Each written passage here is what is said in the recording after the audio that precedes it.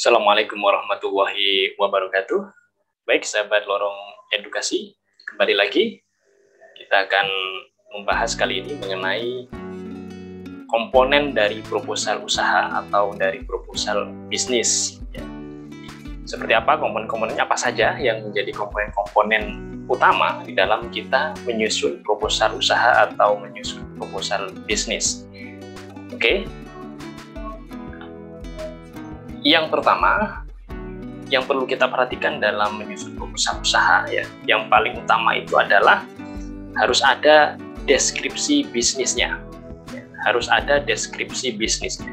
Deskripsi bisnis itu berisi tentang gambaran usaha yang akan dijalankan dan potensi produk usaha di masa mendatang. Kemudian di dalam deskripsi bisnis ini juga alangkah baiknya jikalau sobat Lorong Edukasi atau teman-teman sekalian ini menyusun juga visi dan misi usahanya supaya lebih komplit gitu ya, deskripsi bisnisnya. Oke, ini poin yang paling utama, harus ada deskripsi bisnisnya. Baik, yang kedua yaitu strategi pemasarannya.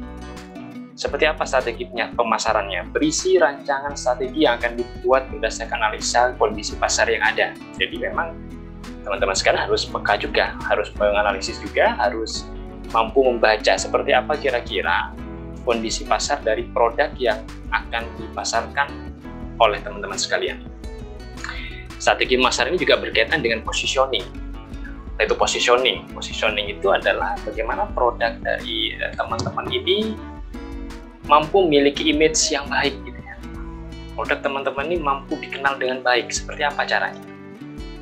Produknya seperti apa? Dan itu teman-teman harus pastikan bahwa produk teman-teman ini memiliki positioning, mudah dikenal, memiliki brand yang baik, citra yang baik di masyarakat atau di pasar gitu ya, sehingga tentunya produk teman-teman ini akan mudah diingat dan mudah untuk dikenali. Dampaknya tentunya adalah penjualan dari teman-teman akan meningkat nantinya. Targeting atau segmenting ini juga tentunya berkaitan dengan siapa yang akan menjadi sasaran atau fokus dari produk yang akan dipasarkan, yang akan disasar oleh teman-teman. Siapa calon konsumennya yang akan menjadi target pasar dari produk teman-teman.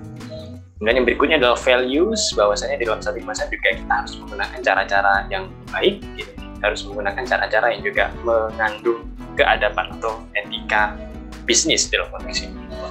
Dan juga dalam strategi pemasaran ini juga dikenal yang namanya marketing mix. Ini teori yang sangat umum sekali. Marketing mix ini pencetusnya adalah Neil Borden, dan juga di sana dikembangkan oleh Jerome McCarthy. Dan saat ini juga kita mengenal ada pendapat dari Kotler dan seterusnya. Jadi yang kedua adalah setelah deskripsi bisnis yang teman-teman siapkan atau tulis, yang kedua adalah strategi pemasarannya seperti apa. Oke, selanjutnya yaitu analisis pesaing. Nah, analisis pesaing ini digunakan untuk mengetahui seberapa besar kekuatan dan kelemahan pesaing Anda dalam satu pasar yang sama. Jadi kalau teman-teman buat produk, misalkan produk kuliner gitu ya, bakso gitu ya misalkan, nah maka teman-teman juga harus menganalisis ini, boleh menganalisis seperti apa pesaing dari produk bakso yang teman-teman jual juga gitu ya. Seperti apa kekuatan dan kelemahannya, teman-teman boleh petakan dan dianalisis. Kemudian setelah itu menemukan kekuatannya, kemudian mencari strategi yang terbaik, tentunya strategi untuk memasarkan produk dengan cara yang berbeda. Inilah yang disebut dengan good strategy. Artinya strategi yang bagus, powerful. Menggunakan cara analisis pesaing, dipetakan seperti apa kekuatan kelemahan pesaing dari produk teman-teman. Dan selanjutnya adalah memasarkan produk yang teman-teman punya itu dengan cara yang berbeda dari pesaing. Komponen yang berikutnya atau yang keempat adalah menyiapkan rencana desain dan pengembangan. Ini diperlukan untuk apa? Untuk menunjukkan tahap perencanaan produknya. Step dari produknya itu seperti apa dari awal itu sampai kemudian juga disusun mengenai grafik pengembangan usahanya. Kira-kira nih dalam hal pengembangan usaha mau seperti apa ini? Konteks produksinya maupun konteks penjualannya. Ini juga harus ditulis gitu. Hal ini berguna untuk menyusun rencana anggaran biaya produksi yang sesuai dengan kebutuhan di masa mendatang. Jadi dalam rencana desain dan pengembangan itu, harapan dari calon wirausaha adalah bagaimana usaha itu yang akan di masa yang akan datang itu akan berkembang. Anggaran tentunya juga digunakan secara seefisien mungkin. Inilah pentingnya kemudian rencana desain dan pengembangan. Yang kelima adalah rencana operasional dan manajemen.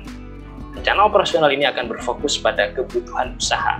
Apa saja itu? Misalnya adalah tugas dan tanggung jawab tim manajemen, jika ada. Nah, biasanya ketika saya kemudian memberikan materi mengenai ini, memberikan tutorial atau memberikan kuliah tentang ini, maka biasanya akan saya tekankan di sini adalah bahwa rencana operasional ini akan sangat powerful sekali ketika di dalam desain bisnis dari teman-teman ini memiliki yang namanya karyawan yang akan digunakan sebagai aset dari perusahaan teman-teman, yang akan menjadi aset dari usaha teman-teman. Ini akan sangat powerful sekali.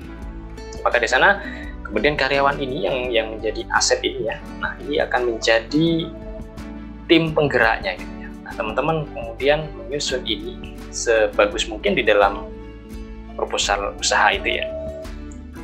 Ditulis sejelas mungkin, kemudian bagaimana prosedur pengelolaan antar divisinya, seperti apa. Ini memang dibutuhkan kepekaan dari sumber daya manusia yang handal di sana. Dan teman-teman tentunya yang menyusunnya adalah manajernya atau direkturnya atau pemiliknya. Nah, karena teman-teman pemiliknya, maka teman-teman harus mampu kemudian desain ini seefektif mungkin. Oke. Ini juga berkaitan dengan kebutuhan anggaran yang dibutuhkan berkaitan dengan operasional perusahaan. Ingat bahwasanya dalam konteks usaha ketika itu teman-teman memiliki karyawan, memiliki divisi-divisi tim, maka ini juga berkaitan dengan anggaran yang berkaitan dengan personalia yang teman-teman punyai. Dan ini kalau dijelaskan secara detail akan menjadi lebih bagus lagi, khususnya ketika proposal itu digunakan dalam rangka untuk bekerja sama dengan investor gitu ya. Oke teman-teman, selanjutnya adalah pembiayaan. Nah ini berkaitan dengan dari mana sumber modal didapat. Bagaimana mengatur anggaran itu agar efisien, namun tetap mengoperasikan seluruh divisi dalam perusahaan agar berjalan lancar. Nah ini teman-teman, ini butuh merenung, ini butuh skill yang cukup tinggi juga dalam hal ini. Karena itu teman-teman juga harus membiasakan diri untuk terbiasa merancang yang namanya pembiayaan ini, anggaran ini dirancang sedemikian rupa agar memang betul-betul penggunaannya di usaha teman-teman itu berjalan efisien. Tapi juga dalam konteks ini, apa yang sudah teman-teman sampaikan di dalam konsep tadi itu adalah personalia, yaitu desain dan pengembangan itu juga tetap bisa berjalan seperti apa. Nah, inilah fungsi dari komponen yang keenam ini, yaitu pembiayaan. Komponen berikutnya yang ketujuh atau yang terakhir ini adalah kesimpulan. Nah ini komponen dasar yang harus ada teman-teman dari teman-teman menyusun bisnis plan atau menyusun proposal usaha. Itu ya. Jadi teman-teman pahami, dan semoga nanti ketika teman-teman menyusun proposal bisnis atau bisnis plan ini bisa bagus dan menarik, dan ketika digunakan untuk menarik atau bekerja sama dengan calon investor atau mungkin untuk mengajukan pembiayaan di perbankan, akan lebih mudah dari pihak investor atau perbankan untuk mau bekerja sama dengan teman-teman.